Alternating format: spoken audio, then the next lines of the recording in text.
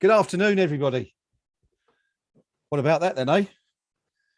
As you can see, it's me and myself and I with you to begin with this evening for this post-match review. I'm hoping one or two of the team will drop in and join me as we progress. Yeah, still trying to take stock of what we've seen this afternoon. For those of you who haven't seen the result, and there's probably not a single one of you out there, but just in case, the final score from St James Park was Newcastle United 2, West Ham United 4. The Hammers behind twice, forced to come from behind on two separate occasions, and eventually winning the game with 3 goals in the space of just 13 minutes as they blitzed our hosts. As I said, with a trio of goals. We're hoping that Gnome is going to be joining us very shortly, live and direct from Newcastle. He's been in the up in the gods in the away end at St James's Park there this afternoon. And as I speak, actually, I see Gnome joining us right now. So we'll get him on very shortly. But it's been a fantastic start to the Premier League for West Ham United and David Moyes' side. And someone who's going to tell us all about it right now is with us outside St James's Park. Gnome, how you doing, buddy? That's better. I think I can hear you now. Can you hear me? Have you got me? Can you hear me? Yeah, I can hear you loud and clear. Excellent. How's lovely Newcastle today? It's an interesting place today, has to be said. Yeah, I've just been chatting to Geordie who lives on Canvey Island, actually, of all places. And he was less than chuffed, shall we say, at that defensive masterclass that we saw from both sides today. Yeah. Can I just ask, actually, is there a busker beside you or something? There is, yeah. I'll go and sit over by Gray's Monument. You're in the town. You're in the town centre now, are you? I'm in the city centre. So, yeah, I recognise the colour of the buildings. I don't know if FedEx is still there, but that's always a quiet place. Yeah. But yeah, what a remarkable. I see the statue now. Remarkable stuff. West Ham twice behind in the first half. We went into the half-time break, sort of rather concerned about what we'd seen defensively, and then a 30-minute blitz in the second half. But let's go back to half-time. Those 2 early goals. Let's start with the first one. He does it to us every time, Callum Wilson. And what did you make of the first goal? We should have done something with Maximin, Maximin, however you pronounce it. He was given weeks to sort of play around with it. Once he teed that up, we thought it was going to be on the end of it. It was a funny one, wasn't it? Because Cresswell sort of had a poor touch initially, lost the ball, and then Maximin sort of danced around Declan Rice. Did you think that Rice really should have had some support there from Fornals or Cresswell to help him out? Yeah, I think Declan himself probably should have done a little bit better with it. He stood back. I mean, you've seen it more times than I, obviously. But he stood back about a yard from me. Gave him carte blanche to do what he wanted with it. So, the road street. Yeah. The road, by the way, is doing firewalking. You can go and do firewalking. Firewalking? Yes, they've got a whole lot. They've got the street cordoned off and hot coals, and you can go and firewalk and they give you a T-shirt. So nice. Might be wanting to suggest Steve Bruce with that. Yeah, I was going to say they might put 1 or 2 of their defenders on there as well. The ball, of course, came across, and we think it was Craig Dawson who was beaten to the ball. And he had a bit of a poor first half, didn't he? All in all, Dawson didn't really sort of get to grips with it. The problem was that, as I say, when they got to Maximin on the ball, we didn't have any real answer to it. One or two were sort of saying, well, we'll take a tactical foul here somewhere along the line. But we weren't getting close enough. We were giving it far too much space and respect. Yeah. And then of course we had the equaliser.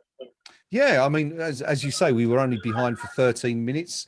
Aaron Cresswell, I can imagine. Aaron Cresswell was credited with the goal. It of course was initially ruled out for offside. I think from what we could gather, the linesman felt that Jared Bowen got a touch before the ball went over the line. But even if he did, the ball was over the line before he did. And VAR, our old friend, doing us a favour.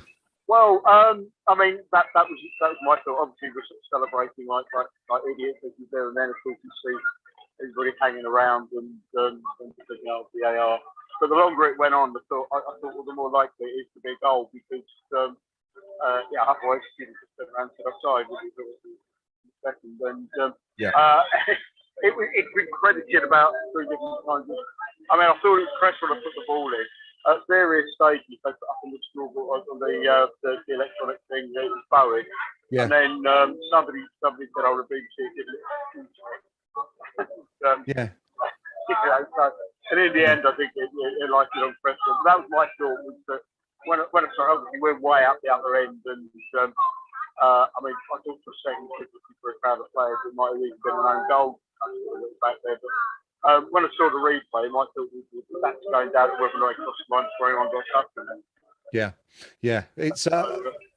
I think also Sky Sports at one point also thought it was Souček who had scored. So I think we had everyone who was in the box at the time being credited with the goal. That was the only one in the ground not credited. Anyway, we thought we were back in the game, and it was all fairly even for the next 20 minutes. West Ham probably had the lion's share of possession, and then of course Newcastle took the lead again. Murphy it was who scored the second goal. Was that at your end, or were you at the other end of the field? That was our end. Yeah. Okay. Yeah. So I mean, I don't know if it's supposed to be on Murphy, but it was completely unmarked. I mean, I've seen it the once. I didn't bother looking at the replay.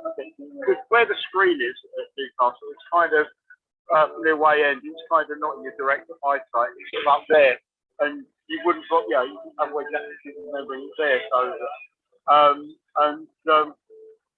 I don't know if it's supposed to be Martin Murphy, but they weren't, and. I mean, that was talk at half time about how rubbish we were defensively, which we were. I mean, a lot of people saying they'd have taken a draw at half time, which I guess you would, like, not playing that well defensively. Yeah. Second half was different. Well, yeah, I mean, it's only took 8 minutes after the restart, and we were level. It was Said Benrahma scoring apparently his first ever headed goal. Right, yeah. I mean, he's not the tallest, is he? I mean, it's not that surprising, is it? But, I thought, because Antonio got the touch in the box, I thought Antonio's first touch was let down a little bit. Yeah, well, it looked like it was going to run out of play, didn't it, initially? Yeah. And his first touch, here we go. But now he got the cross in, and again, Benrahma was probably about as marked as Murphy had been. Earlier on, so felt pleased for the lad because I think we played well, Benrahma. He was magnificent, wasn't he? Had a really, I think probably, there was lots of decent halves, like Declan Rice, for example, was magnificent in the second half, but sort of a bit off the boil. Took him a while to get into it, but I think it's fair to say that Said was exceptional throughout the game and really carried on from where he'd been in pre-season. As I say, he just looked sharp. He looked confident. And I think maybe that was a thing with him from last season. It's just, your first season, you're sort of still finding your way a little bit, and things weren't coming off for him, and a few wrong decisions on his part. But today, I don't think he wasted the ball really. And when he tried things at the right time. And even if it didn't come off, it was at the right time where it wasn't going to cost us. To do so. So we had a fine game. Yeah, I agree. Totally agree. I thought it was magnificent. 10 minutes later, we're ahead for the first time in an incredible game, really. And Thomas Souček, it was scoring this one. But again, how many penalties is that we've missed now? Oh, God knows.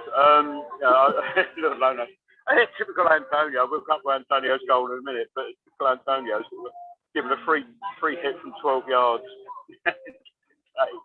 And then we'll come on to his finish later on. But, I mean, I just saw it the once. Right in front of us again. I thought clear penalty. I don't think there's any. I think they check penalty VAR automatically, don't they? But that's it. I mean, maybe it wasn't that long, but it seems to be taking a worryingly long time to come through. And I mean, so probably not. But I presume it was as clear as I thought it was. Yeah, I think so. It was a clear trip, clearly accidental. You know, the lad was going for the ball, but he just caught four nails. He was just a bit too quick. And I mean, of course, seconds before that, Antonio really should have scored, shouldn't he, with the header? Yeah, because he hit the bar, didn't he? Yeah, or hit the post, or he hit the metalwork anyway. I thought that the cross was, I mean, again, I only seen it once. The cross was sort of driven across sort of thing, and it was a case of he was slightly behind him as well, maybe. And he did well to get something on it, but yeah, another reach the other way, and it didn't need to worry about penalty. Yeah, exactly. It was a funny one because I think, you know, there was an incident a few moments before that, and I thought of you actually because I think it was the one real mistake that Atkinson made in the game, and it was that one where Bowen took a stud to the thigh. Again, incidental, but it was a clear foul. I but thought of course, it was a foul, but again, I'm thinking, okay, it looked foul to me, but I've seen it once. But you know, he was rubbing his just above his knee, wasn't he? Doing the old, yeah, I mean, it was a clear foul. There was, there was clearly contact there. You saw that in the replay, but you wouldn't have seen that in the ground. But I mean, you know, the point being, I guess that if we'd have got that free kick, we might not have scored the third goal anyway, because it kind of, you know, it led on from that. So interesting stuff. But so 3-2 up. There we are. Antonio missing the header, you know, missing the penalty. Do you feel a bit sorry for young Freddie Woodman today? I mean, he made his debut for Newcastle, saved a penalty, and still picked the ball out of his net on 4 occasions. Yeah, I mean, he saved the penalty. I mean, when you look at it, I mean, neither goalkeeper had many sort of saves to make. It's bizarre, really, for I don't recall too many saves. I saw Fabianski get credited with one which did look like he touched, but maybe, you know, again, you saw the replay, maybe he did one that sort of just clipped the bar on the way across to the first half. It's not really, but yeah, you feel a bit sorry for him, but not much. There was 35 shots in the game. Yeah. And Newcastle only had 17 shots, 3 on target. 9 of ours were on target out of our 18, which I guess isn't too bad. But I guess it's an interesting debut. It's one he certainly won't forget anyway, the young kid. But anyway, we moved on to the last goal of the day. What a finish that was. I mean, it was, again, superb work from, I think it was, I haven't seen the replay, admittedly, but I think it was Antonio who was involved in the build-up. Picking the ball start, and he played it to Ben Rama, who found him again. And I mean, it's a fantastic finish, wasn't it? In the end, it was a good flowing goal as well. I mean, that period, once we went 3-2 up, every time we sort of got the ball and came out from defence, it looked interesting. Fine finish. I mean, it's difficult, isn't it? Yeah, got 12 yards now in the goalkeeper, nothing, and then you finish like that. I think the accepted word is with aplomb. It's a designated word for finishing like that, isn't it? Yeah? It absolutely was, and that was it. So 4-2 to West Ham, 3 points, and the perfect start to the season. Really, we couldn't really have. I suppose it would have been nice to have kept a clean sheet and not gone behind twice. But you know, to come, we don't really have a good record up there, do we? So all in all, a great day. I mean, it was looking like being one of those days today. I mean, my train when I left home was late. The train leaving King's Cross left late. And then we got to York and it stuck because somebody decided to pack a cigarette. The police got called, so we were stuck there for half an hour. So thankfully, I'd built in enough time to have a strip fight with me, building mate. I'm just going to see in a minute.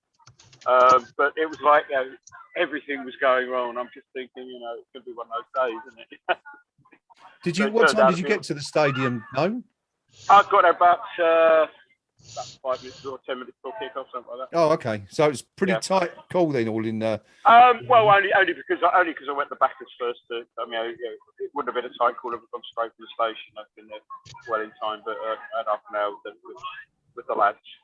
Stuff. We've got to give him a mention. There was someone missing today who you'd normally be up there with. Yeah. We'd have probably met around this spot, and the first thing we'd have done is shaken hands. It was just a tradition we always had. So Dave, probably turning in his grave. And it is not quite the same without him, because we'd have probably come up last night and made a weekend of it. But it's sad, but we'll raise a glass to him in the back in a minute. Yeah, good stuff. Good stuff. We have another one of our number who is or has been at the game today. Looks like he's in the car on just about to make his way home. Mr. Pink Palermo, how you doing, buddy? Yeah, I'm good, thanks, Graham. And we're actually in a car park that it's probably going to take us the best part of a week to get out of. So, but that's not so bad when you thrash the opposition the way that we did. I mean, I thought we dispatched Newcastle this afternoon with consummate ease. They couldn't live with us at all in the second half. I thought we were absolutely outstanding at times. Very good indeed today at times. Did you guys meet up with each other today? Have you seen each other yet? No, we didn't bump into each other. The first one seen of it. Yeah, I can promise you I am in Newcastle though, and it's well, you can see in my background. Yeah, well, we got there about 1 minute before kickoff, so right. touch and go. Some traffic issues on the way, but today I thought Ben Rama for most of the game was excellent.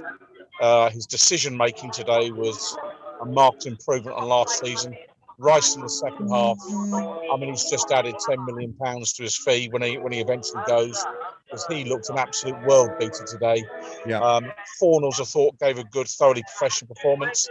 The shaky area, obviously, is the defence, and little wonder that David Moyes is desperate to bring in at least one centre back. And my fear here is, Ogbonna today clearly not fit, clearly struggling, and we desperately need a centre back. We can go straight into the first team, because better teams than Newcastle will punish us. That's for sure. Yeah, that's definitely the case. What did you? I was going to ask you. I spoke to Gnome a few minutes ago. We were talking about penalty takers. I can't remember the last penalty that we actually scored. We seem to need a new penalty taker, don't we? Antonio. But again, we scored for the rebound, but a little bit lucky today, really, with that one. Oh no, what we really need, Graham, is a proper striker. And I'm very simple on these things. Strikers, their job is to put the ball in the net. Yeah. And a proper striker, I mean, there were a couple of times today where I felt we might have got goals had we had a player with a genuine striker's instinct on the field. There was one particularly in the second half where there's some lovely work down one flank, ball played right across the 6-yard line, and you think a striker's going to attack that ball and tap it in. Antonio held back at the back stick a bit, and the opportunity was lost. So when he took the spot kick today, we were never 100% confident. But again, hats off to Tommy Souček. In he comes, buries it. Thank you very much. And, it's nice to see different names on the score sheet, that's for sure. But I'd most like to see a striker stick 14 to 16 goals next to his name over the course of the season. And we just don't have that player at this point in time. No, we certainly don't. We certainly need so. And I was going to say, Gnome's got to go, I think. But just before you do go, I was going to say we've got the good thing is, I suppose, on the transfer front, is that we've got 8 days now until the next game. We don't play Leicester until next Monday. Do you see someone coming in between now and then? I've got no idea. I mean, every time I look, I see somebody who's like, that one's fallen through. The latest thing is that Lingard may want to come after all, because Man United don't figure him in their plans. I think that might be a function of the fact he didn't make the squad. How true that is, he may just not have been in the squad. Whether that really has affected him, I don't know. But we got to see him back, I think. But I've got no idea. I fear the worst when it comes to that. But, Okay, well, I guess if we I've got to go anyway. Carry on like that, it can't be bad. But anyway, thanks for popping on, Gnome. You've obviously got to get off. You've got a long journey home now. Yeah, well, I'm on at 7 o'clock, so I'm going to have a swift one or two with my mates. And I don't know if you saw, just as a laugh, though, before we left the pub earlier on, they had people at the Tottenham Stadium, and they were right up on that sort of balcony by the cockroach, and we're all going, look, don't jump, it's not that bad. We know it's Tottenham, but Kane left out of the squad today, of course, not playing against his new team. Yeah, it's not good enough. It's not good enough. You know, he's not been left out for transfer. He's been dropped. He's not good enough. Not good. Just not good enough. No, we'll catch up in the week. Thanks for joining us. No worries. Safe journey home, buddy. See you soon. Cheers. Cheers. Bye. Yeah. Well, Cheers, Gordon. Bye, mate. Yeah, so Pinky, so 4-2. I mean, you know, I don't think anyone would have predicted that at the start of the game. But did you fear the worst at half time? You know, given how dreadful we'd been defensively.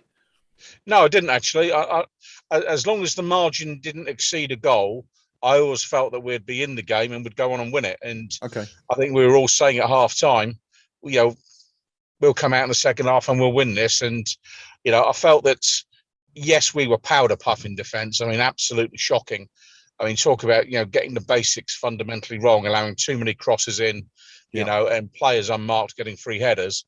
But you're not going to do that over 90 minutes. You're simply not. And, you know, when we got, you know, in possession of the ball, we just had too much going forward. I mean, the firepower we had there in terms of unlocking their defence.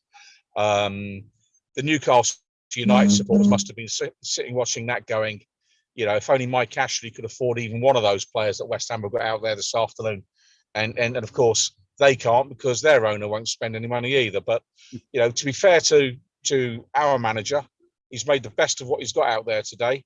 And I just think whatever money is available, I suspect we'll be spending on a centre-back rather than a centre-forward. I don't see a centre forward coming in. The only way I could possibly see one coming in, a proper striker, is if whoever we are going to sell Declan Rice to next summer, if we could make it part of the deal now that they loan us a striker and they get kind of like a first option. And that's a terrible thing to have to say when I'm saying we're almost touting our best player around, just to raise the ability to get a striker on the field. But otherwise, I just don't think we've got the money. You know, I just don't see it because Tammy Abraham, 34 million quid. Madness. You know, I've travelled with some people today saying, well, you know, if we've got the money, let's spend it. And clearly we don't.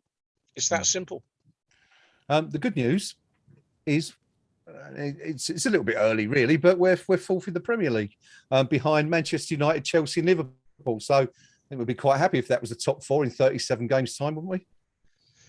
No, I've predicted we're winning a lot this year. What are you on about? Fourth. You know, David Moyes has been trying to shake that losing mentality out of the club's, you know, very fibre, where fourth is deemed to be good enough. Yeah, top, my man, the top is where we've finished this season. No, I mean, yeah, let's be honest. You know, in a number of seasons of recent vintage, we've been slow starters, haven't we? So today, to get off with an away win and a good away win, and one that I can tell you the supporters absolutely enjoyed thoroughly. Yeah. And one of the highlights of the day, let's not muck around. You know, 18 months of a COVID pandemic, you know, you feared the worst, that you'd be turning up and there'd be a lot of faces missing that you'd normally see. Yeah. But pretty much everyone you normally expect to see there today was there. Great turnout by our lot. And, you know, 3-2 away at Newcastle, 4-2 away rather at Newcastle. You take that all day long because away wins are almost count double, in my view. Certainly in terms of support or enjoyment, they do. You know, picture that. You're a Newcastle United supporter. You're living in Newcastle and you've just lost at home.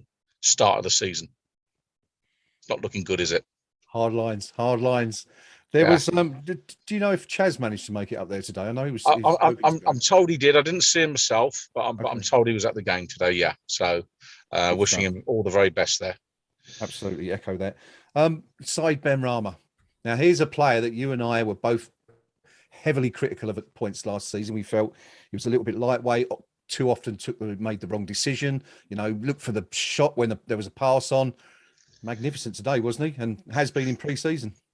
Get ready for the laughter. At times today, he was sensational. Go on, lads, have a good laugh, because all the way up here, we were discussing the aforementioned young Mr. Benrahma.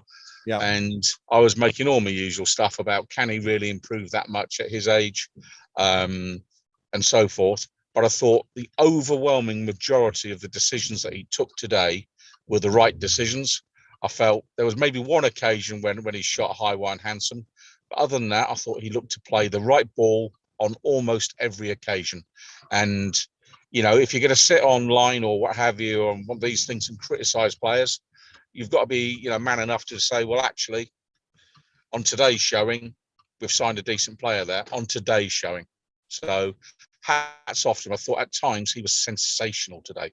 And he really did look the part. So well played to him. Well played indeed. Do you think there's something in the fact that Jesse Lingard not there this season, so essentially he's the main man now? It's all down to him. It's not as if Moyes can turn to someone on the bench. I know we've got Yarmolenko there and Lanzini, but you know we're talking about a top quality replacement. Do you think that might have given him a sort of little bit of a psychological boost, perhaps going into the season? Well, maybe it's an opportunity that, I mean, we never really know what's said in the dressing room beforehand. But who knows? Maybe David Moyes just had a quiet word and say, you know, you're on from the start. It's your opportunity to shine. Show me what you can do. Show the supporters who have travelled all this distance what you can do. And he didn't let us down. He was really very, very good in the main today. And, you know, other teams will be looking at and going, someone's done a good scouting job there. And, you know, I don't think you'll find anyone who's more critical of the way that Ben Rama ended up at our club than me. I was very critical on some of his defensive work last season. Yeah. But when we were just pouring forward on so many occasions, he looked a world beater. I suspect against stiffer opposition, he may struggle with some of the more mundane tasks that he may be asked to do. But that's for the manager to determine selection on the day and the tactics on the day. And if the player doesn't do what he wants, then you hook him. It's that simple. I know you were a long way from the action up there in the gods at Newcastle, but did you get the sense that, you know, he's physically beefed up a little bit over the summer? Could you really tell from where you were sitting? I didn't get that sense today, but one of the earlier games, I think it might have been at Celtic, I actually passed comment that he had beefed up quite a bit, and not beefed up quite as much as I have over the last season and a half, but he's certainly beefed up. So I think it's fair to say that the Ben Rama fridge got a few visits as well over the last 18 months. But yeah, he looks a little bit stronger. And you know, but today is just the decision making. That's the thing that he was getting not consistently wrong, but too frequently wrong when he first arrived at the club. And today he got all the big calls right. And if he can build on that, then he will be an absolute superstar at the London Stadium, because he is exactly the sort of player a huge number of our supporters adore. You know, make something happen. And ultimately, if you make the difference, you get in the team. And that's the message the manager's got to give. You know, if you want to be in the starting 11 every week side, make the difference every week. Be the man that the supporters are going, he's on the ball and we're all out of our seats. That's what you pay your 30 million shots for. Yeah, and obviously the kind of player that we love at West Ham, someone who can, you know, do those sort of things, has got lots of tricks and things in their locker. Declan Rice today seemed to start a little bit quietly, didn't he? Maybe a little bit of a hangover from the Euros, but I think we touched on it earlier, didn't we? Absolutely fantastic in the second half. What did you make of his overall performance? This is going to sound a bit hideous, but I think he's double sexy when he's on the ball. I really do. I mean, he's a fabulous footballer to watch. When he is bringing the ball forward, yeah, it is like, this is what you want. This is what you pay your gate money for. A fantastic young English player doing it for West Ham United and looking every bit that he would slot into any team, Man City, Man United, you know, any of those clubs that are just moneyed and bankrolled by rich billionaires and all the rest of it. But we've got him at West Ham United, and every single minute he's on the pitch wearing a West Ham United shirt, we should cherish every single minute, because he's a fabulous footballer. Fabulous. Yeah, there was that one moment, wasn't there, deep into the second half, where he nipped in and took the ball just inside our half, and then went on that fabulous sort of 50-yard run, and I think laid the ball over the top in the end. But I think that's kind of indicative of what you're saying. I mean, it was he had cramp, didn't he, as well at one point? I think he went down for a few minutes. It's the sort of lung bursting run that a certain Billy Bonds used to do back in the day, when we're actually struggling against someone, or whoever it was, some non-entities from somewhere, and Bonds, to try and lift the spirits of the whole team, would carry the ball 50 yards upfield, yeah, and just opposition players would bounce off. And that's the sort of thing that Declan Rice brings to the team. And it's not just the fact that he's carried it forward, it's the belief and the actual confidence it gives to every player around him. So almost to the point where you start to believe if we've got Rice in the team, we can beat anyone. And that's priceless in a footballer. It really is. And I thought he was very, very good in the second half today.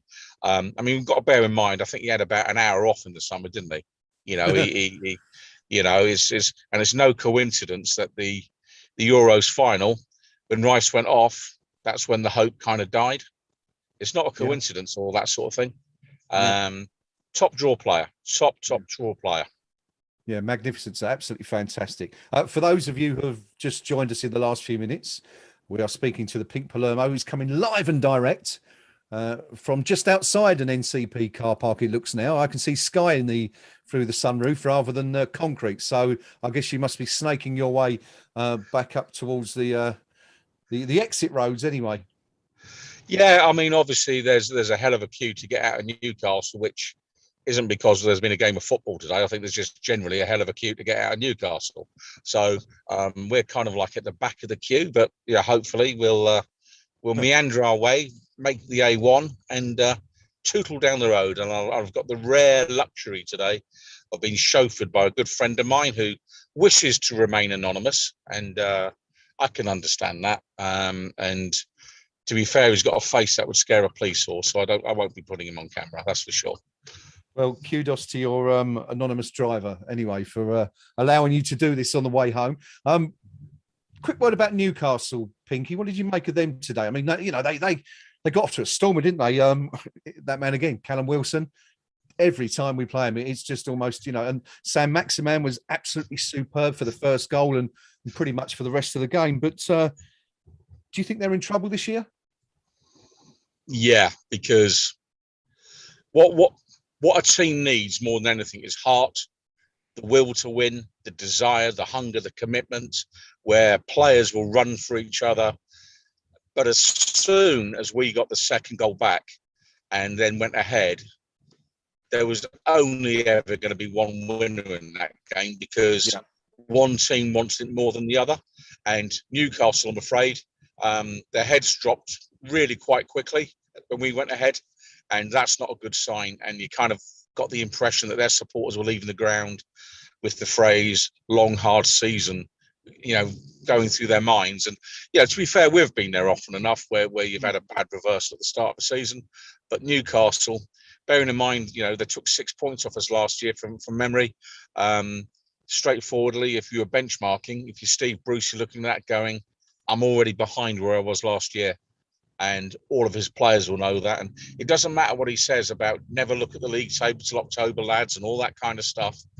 That's in their heads. They beat us twice last year, and we've just utterly thrashed them, giving them absolute battering at their place. And being no doubt, 6 or 7 would not have flattered us today. We battered them in the second half. Yeah, we certainly did. Do you has that given you renewed confidence in terms of what West Ham could do this season? I mean, you know, we know that we've got those extra games. We've got that extra worry about the Thursday night league, as Preview Percy refers to it. You know, the 6 extra games, no extra players coming in. In fact, I think we're lighter, aren't we, as a squad than we were at this point last season because we've lost Hilaire and Balbuena and Lingard came in and went again. So I guess we're shorter, but with more games to play. What do you see this? I mean, you know, that really was almost like last season. You know, we hadn't had a pre-season. It was almost like we continued from where we left off, wasn't it? In some way, the verve and spirit that we played with, the counter-attacking and you know the energy in this side. There isn't a lot of backup there, but what do you think that does for West Ham in terms of where we can finish this season? Has it sort of made you feel a little bit more confident than perhaps you were at the start of the day? Not really, because I think ultimately, you know, the very best players in our squad, you know, were at the Euros. So if you go all the way back to Project Restart, and you know, there's not been an awful lot of rest for quite a few of our players. Yeah, the small squad, and you know, a number of them are putting an awful lot of miles in their legs in a relatively short number of years now, and some of these players, you'll see it in years to come. You know, players that you might think you've been able to go on to 31, 32, they'll get to 30, and then suddenly we realise they're completely gassed. So I think, you know, in terms of the squad depth, it is going to come back to haunt us. Of that, I've got no doubt. You know, sometimes it is a case of just needing bodies, but if you look who, you know, the fact the manager turned to Yarmo to come on as a late sub today, and he's a player who I think most supporters would see us ship out relatively soon. And you know, so he doesn't have a lot of options that you say he'd want to start Premier League games with. So you can almost name your League Cup side now, and it will be captained by Mark Noble. That much I am certain of. And it's going to be, you know, the pensioners and the kids in the League Cup. I hope we take the Europa Cup seriously, because it doesn't matter whether or not it's worth £1 million, 2 million, or 5 million. It's a relatively prestigious competition that we have worked really hard to get to. And our players, never mind the supporters, our players deserve the opportunity to progress in it as far as they can. So I hope we take it seriously. But I think the League Cup's going to be a complete write-off. I mean, obviously, a club like Arsenal join it at the round before us, don't they? So you know, that's a bit of good news that you know, we're now amongst that group of big clubs that don't join it to the extra round. We will be thin on the ground come February time. The good news is the players that we've got, your Součeks, your Soufals, your Rices, your Fornals, thus far they've shown a great ability to stay fit. So if we've got nothing else right in our recruitment, we've signed players that have got the ability to avoid nasty injuries, stay fit, and if in the main engine of your team you've got that, you've got something. But I do fear we'll run out of legs come springtime. Yeah, I mean, I guess as well that nearly all of those players that you just mentioned there, they're all coming into their prime as well, aren't they? They're all 26, 27. Declan Rice, of course, still only 22, but Fornals, Souček, you know, those sort of players, they're absolutely in their prime. Jared Bowen, another great example. So it should bode well anyway for the future. But I mean, you know, sort of looking into the future, we spoke briefly a few moments ago about a defender probably being the priority, a central defender in terms of what we need. What do you think we need overall to be in a position to attack the Europa League and the Premier League this year? Oh, how crikey. many more players? We need two centre-backs, I think a full-back, 2 centre midfields, and 2 strikers. If we wanted to take both competitions very, very seriously, it's that. And quite simply, we don't have the money. So what would I settle for as a patch-up?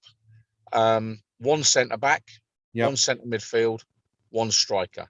As an absolute minimum, somehow the chairman has got to find the money. I don't care what he's got to do. I mean, ask his missus to sell off her jewellery, whatever it may be. He's got to find the money. Yeah. You know, I'd urge every West Ham United supporter to go down to Ann Summers and buy something in the shop if need be. But we need the money to go and get a player, because I think this manager has proven he's spent wisely in the main on the money he has spent. Yeah. He needs to be given some money so he can go and buy some more players, because if we want to try and hang on to Declan Rice, you have to be able to say to him, Declan, look, we know there are other clubs sniffing around for you and all the rest of it, but you could be in the Champions League at West Ham United. But we're only ever going to do that if we get better players for him to play with week in, week out.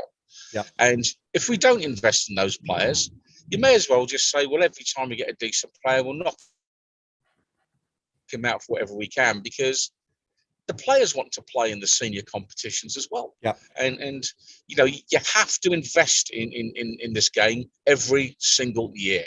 The year you don't, your club goes backwards. And we see it time after time.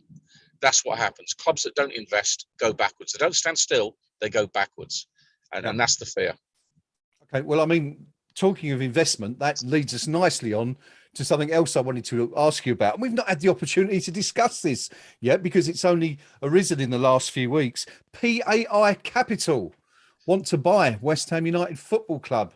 want to get rid of David Sullivan. It looks like the Cockneys versus the Azerbaijanis, and in terms of this one, they've made some very interesting moves so far in terms of their PR. I'm not sure it's been a huge success, but what's your view on their bid? Do you think they're likely to do it? First of all, do you think that they're likely to be able to buy? Do you think Sullivan will sell?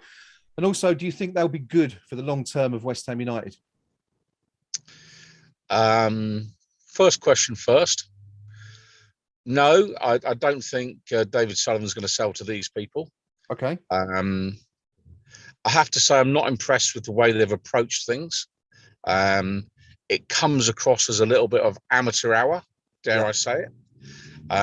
They recognise within their setup that the stadium issue has got to be resolved. Mm-hmm. And all this nonsense with people that do long jump and all the rest of it for 2 days a year, and a 400-meter dash and what have you, having that stadium, and they're losing money out of it as well. So it's not good for British athletics overall. Yep. They need to be booted out of there, and at least PAI Capital understand that essential truth has got to be addressed. Okay. The problem I've got with them is you've got a almost like people who in the technical know about they're the things to resolve. That's your Phil Beards and what have you. Mm-hmm. But it's where's the money coming from to actually do something with the club or the stadium when you've done that? And how credible is that when their press releases really haven't even been properly proofread to be published? And you're thinking, how can you have any credibility that you are going to buy any kind of commercial organisation for hundreds of millions of pounds when you've got basic grammatical errors and so forth in PR statements? Not being funny, that doesn't bode well for our future. If that's the level of competence they're going to bring to a takeover, does that sound like people who would have the capability to actually run a football club? And as much as I think our current ownership, their time has come and gone, and they need to set a realistic price for their shares and leave. And, you were in the room when I made that statement to the vice chair, 3 years ago now? And my position on that hasn't changed. But I think we need to be mindful that as much as we want those individuals away from West Ham United, I would not in any way, shape or form, based on what we have heard and seen of PAI Capital at this stage, offer any form of endorsement for them to be new owners. So I'm clear that we need to change ownership. Yeah, absolutely on board with that. But I'm not sure that these people, on the basis of what we've seen so far, are the ones to actually do it, because I just question their competence. They don't look very professional. Of course, there is a huge GSB out movement, and it seems to be for a lot of those fans that it's anyone but GSB.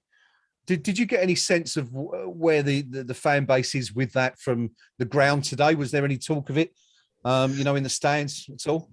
Yeah, I mean there were a couple of rounds of the Golden Sully song, and again, I think where Hammers United got it right and have got it right to date is keeping any and all protests outside of the ground, because ultimately we're all West Ham United supporters. I mean, I've not come 300 miles up the road today to boo my own team. You do it to cheer the team on, and you want the players to hear you cheering them on. Okay, but yeah, there were some frustrated calls today, and you understand that when you go a goal down against Newcastle. When you haven't bought a single player in what's going to be hopefully a 55, 60 game campaign ahead of you. So you can understand why supporters are getting frustrated. The chairman, of course, is going to say, well, there is money available, but the manager won't spend it. Yeah. The manager is being very cautious, knowing that the funds, whatever they are very limited. And managers live or die in terms of reputation by their signings. And thus far, in Soufal and Souček, David Moyes has signed a couple of players that we would make money on if we were to sell them tomorrow. There's not too many signings in recent years you'd be able to say that about. I think Pablo Fornals, we paid top dollar for. I think he's a good player, but I'm not sure we'd make much money from. And of course, he was a Pellegrini signing. But a few of the others have cost us an absolute arm and a leg to offload. You know, Pellegrini's reputation got trashed because of it. And I think David Moyes has been very careful that he doesn't want to go the same way. He's basically taking a view, if I've only got, whether it's 20 or 30 million pounds to spend, I need to spend it wisely. And based on what I saw today, number one priority, no ifs, buts or maybes, centre back. Yeah, definitely. I think most people would go along with that. I mean, we know, or we hear through the grapevine that Jesse Lingard is quite keen to come back and resurrect his career down here. We know David Moyes would snap your arm off to have him back. What do you think about that? I mean, we spoke about Ben Rama is beginning to emerge as a genuine Premier League player now. Would you take Lingard back? I'd like to hear Jesse Lingard come out and very publicly say, I'd like to move. I'd like him to put in a transfer request at Manchester United, and I'd like him to make it very obvious that the only club he really wants to join is West Ham United. Because I'll tell you something, the Tottenham Hotspur captain has actually chucked it all away at Tottenham Hotspur to force a move to Manchester City. Yeah. Okay. Jesse Lingard's got a year left on his deal, can't get a game at Old Trafford, and if he wants to come and play for West Ham United, my opinion, he needs to actually start saying it very. Let's not be, we hang on, and then at the death, the player doesn't come. You know, if he wants to come and play for West Ham, come out and say it. Fair enough. Good stuff. We're going to wrap up there, buddy, because I'm sure your phone battery is probably being eaten away as we speak. We'll end as we do traditionally, as we've done for the last 18 months anyway, while we were all sat at home in our various in front of our various PCs and laptops. Next game, Leicester, going to be a tough one. Got off to a decent start, beat Wolves yesterday 1-0, but this is really the first big test for us, isn't it? Today was a tough one. We're away from home in front of a capacity crowd, full house, always noisy lot up there. But this is a team really who are one of our peers now, and probably someone who we're looking up to and trying to kind of emulate. How do you see this one going? I think at home to them, I think it's a game we should target to win for absolute definite. In front of our home support. I'd like to see us unsettle them a little bit by maybe a cheeky little bid for James Maddison, something like that, and just because I don't think he's the happiest player in their crew at the minute. Yep. So I think maybe a little bit of gains there. Vardy obviously is their main threat and will remain so till he retires, I guess. And for my money, shackle Vardy, and I think we've got a very good chance of picking up all 3 points. I think Leicester are a decent club. I think they've got a pretty good man.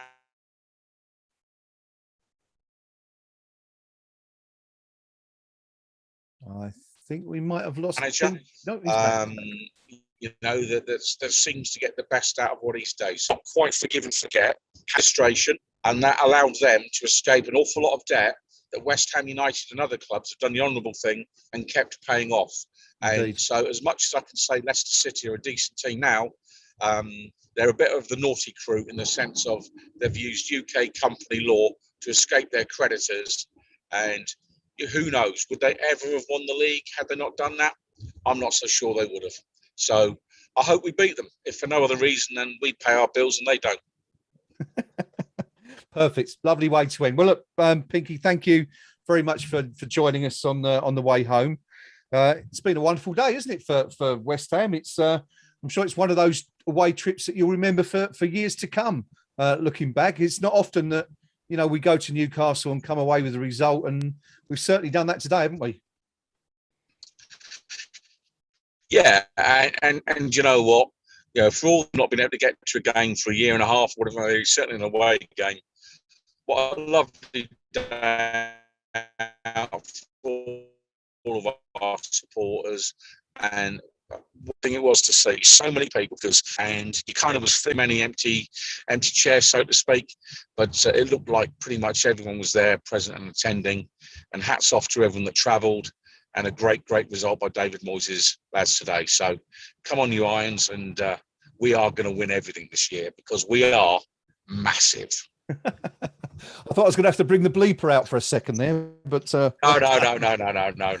It's a family show. Well, it's a family show. It is indeed. It is indeed. Well, look, thank you. As I say, thank you, Pinky, for joining us. Have a very, very safe journey home. I know it's going to be a long one, 5 hours or however long it's going to take you from there. But take it easy and make sure you're back for next week and we can do it all again for Leicester.